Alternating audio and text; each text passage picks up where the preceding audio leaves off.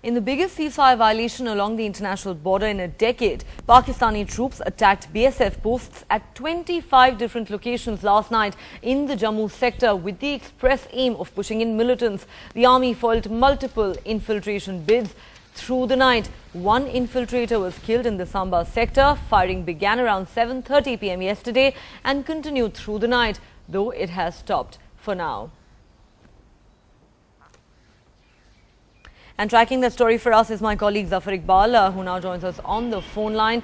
Zafar, as many as 25 locations coming under fire in a single night. Is this the biggest ceasefire violation along the international border in a decade? Well, that's right.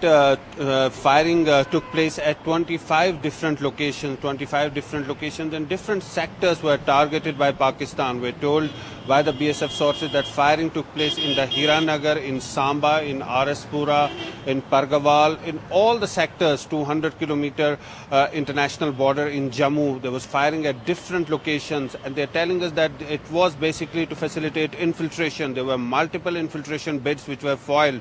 In fact, one infiltrator was killed in the Samba sector. His body still lying there at the zero line. Though for the moment the firing has stopped, but the situation continues to remain very tense. Also last night in Pakistani firing, 2 BSF Jawans were injured. They were shifted to the Government Medical College Hospital in Jammu.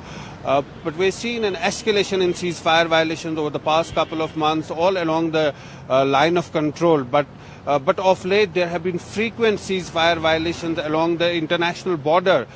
Just last month there was this massive infiltration bid. Militants managed to sneak inside Indian territory and then attack a police station and an army installation later on.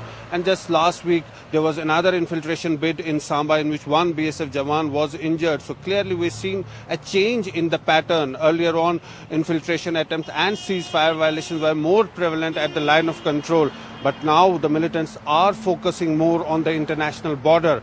And that's what the top army officers are also telling us. They say that militants are now changing their strategies. They're focusing more on the international border rather than the line of control. And also their infrastructure still remains intact across the line of control. There are still 40 training camps and about 700 militants desperately trying to infiltrate before the winter sets in and snow blocks the passes.